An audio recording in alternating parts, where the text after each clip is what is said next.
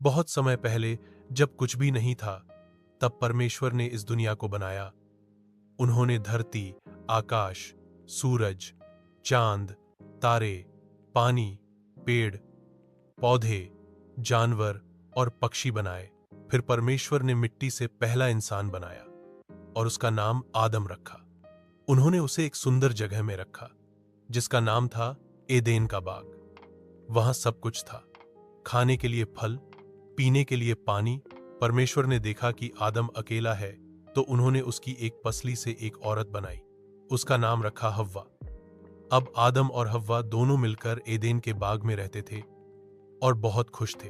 परमेश्वर ने उन्हें एक नियम दिया, इस बाग के सभी पेड़ों का फल तुम खा सकते हो, लेकिन अच्छाई और बुराई की पहचान के पेड़ का फल मत खाना।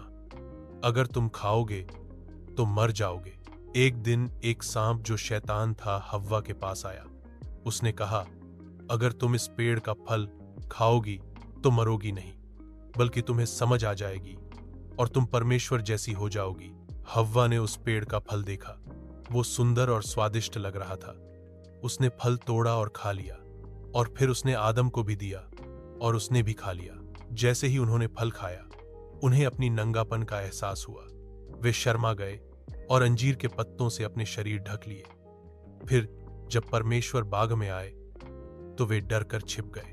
परमेश्वर ने पुकारा, आदम, तुम कहां हो? आदम ने कहा, मैं डर गया इसलिए छिप गया। परमेश्वर को सब समझ में आ गया। उन्होंने तीनों को सजा दी।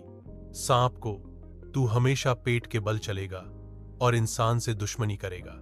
हव्वा को, तुझे बच्चों को जन्म देने में पीड़ा होगी और तेरा झुकाव अपने पति की ओर रहेगा। आदम को, अब तू कठिन परिश्रम करके ही भोजन पाएगा और अंत में मिट्टी में लौट जाएगा। यह कहानी हमें सिखाती है कि परमेश्वर की आज्ञा का पालन जरूरी है।